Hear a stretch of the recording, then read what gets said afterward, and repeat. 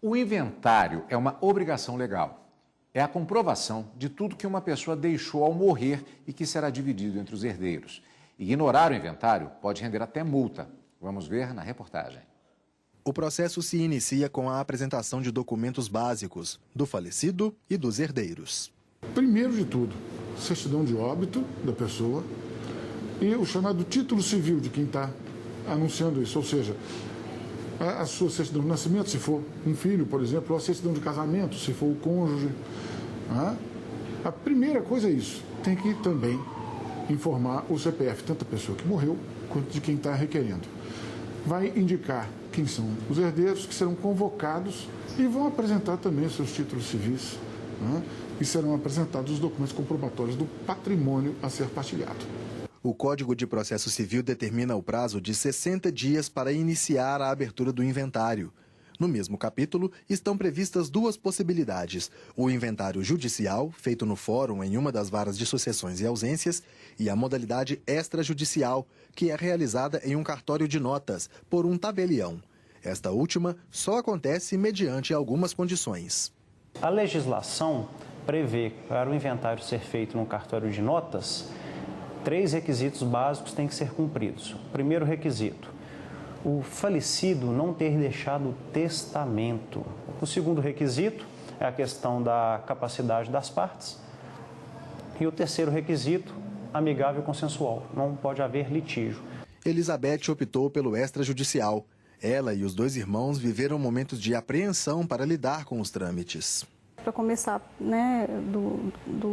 dos documentos, para atualizar os documentos, e as taxas mesmo dos cartórios. A ação de inventário, seja ela judicial ou extrajudicial, deve ser aberta na última cidade onde a pessoa teve residência fixa antes do falecimento. Elizabeth teve que encaminhar toda a documentação para Dores do Indaiá, no interior de Minas Gerais. O juiz explica que não são apenas os filhos, marido ou esposa que estão autorizados a abrir o inventário. Os pais ou avós também podem, os credores podem, os herdeiros instituídos em testamento também podem, o promotor de justiça, se não houver ninguém, pode, e até o Estado, porque ele tem interesse na arrecadação de tributos. E os tributos são questão importante. Cada estado pode ter uma sigla e um cálculo diferente para o imposto de transmissão de bens. Como ele é calculado? É fornecido ao fisco pelo inventariante a relação de bens. O que o falecido deixou? Bens móveis e bens imóveis. O fisco vai pegar a relação do patrimônio e vai tributar.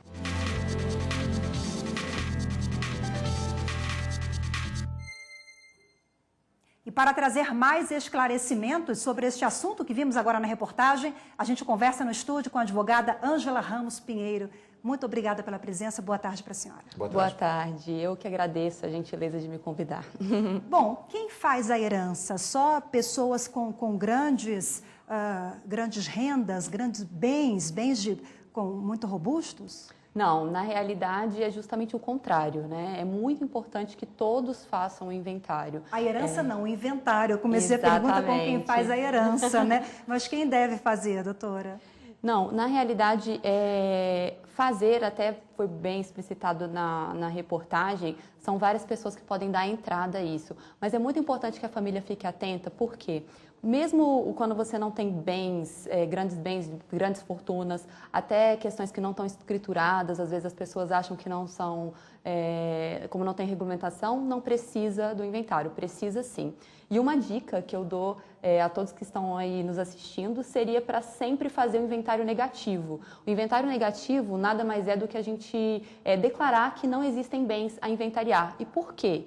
Porque as dívidas podem surgir e é a segurança que os herdeiros têm de provar que não existiam bens. Então, é uma proteção. É possível a gratuidade do inventário?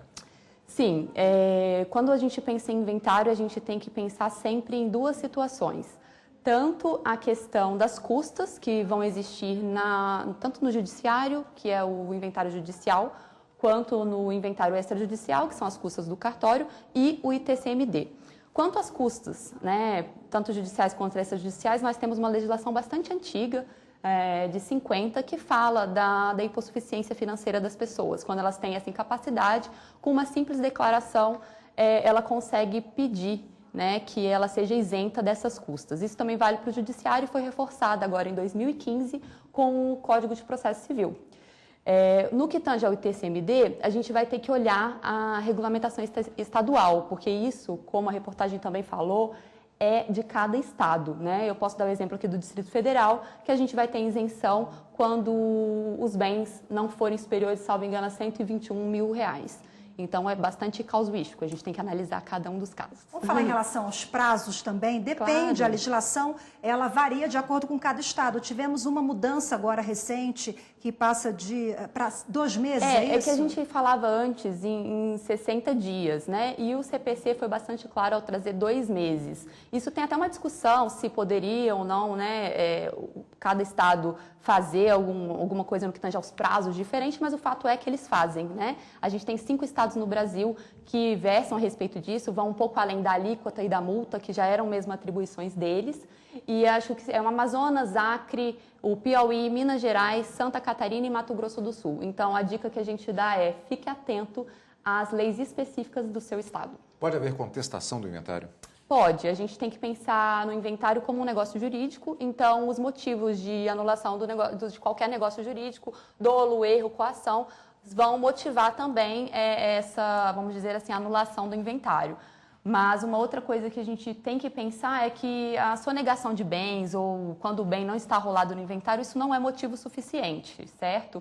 Esses bens eles vão ser matéria de sobrepartilha, então isso não é suficiente para anular. Para a gente finalizar, é um processo simples, mas considerado burocrático. Isso, ele é considerado burocrático pela quantidade de documentação e até pela segurança, né? Então, você tem que angariar toda a documentação dos bens, toda a documentação dos herdeiros. Então, o que vai mandar é justamente a quantidade de bens, a quantidade de dívidas, se você tem ações, se você não tem. Então, essa questão é relevante, realmente, caso a caso. Obrigada, doutora Ângela. Obrigada a você. Boa tarde. Obrigado, boa tarde.